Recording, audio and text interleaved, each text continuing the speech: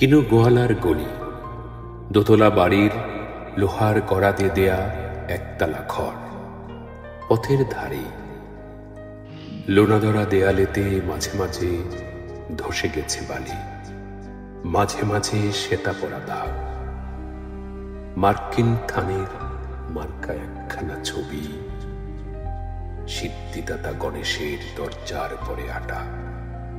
আমি ছাড়া ঘরে থাকে আরেকটা চির, এক ভাড়াতে, সেটা টিকটিকি। তফাৎ আমার সঙ্গে শুধু, নেই তার অন্যের অভাব। বেতন 25 টাকা, সদাগরি অফিসের কনিষ্ঠ কেরানি, খেতে পাই দত্তদের বাড়ি, ছেলেকে পড়িয়ে। শিয়ালদা স্টেশনে যাই, সন্ধেটা কাটিয়ে আসি, আলো জ্বালাবার দায়ে বাঁচে ইঞ্জিনের ধস ধস, বাঁশির আওয়াজ, যাত্রীর ব্যস্ততা, কুলি হাঁকাহাঁকি। 10:30 বেজে যায়। তারপরে ঘরে এসে নিরালা নিঝুম অন্ধকার। ধলেশ্বরী নদীর তীরে পিসিদের গ্রাম, তার দেওরের মেয়ে।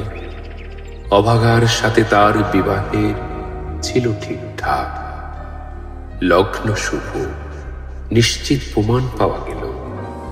সেই লগ্নে এসেছিল পালিয়ে। মেয়েটা তো রক্ষে পেল, আমি ততই বচ। ঘরেতে এলো না সে তো, মনে তার নিত্য আসা যাওয়া, পরনে ঢাকাই শাড়ি, কপালে সিঁদুর। হঠাৎ খবর পাই মনে, আকবর বাদশার সঙ্গে হরিপদ কেরানির কোনো ভেদ নেই।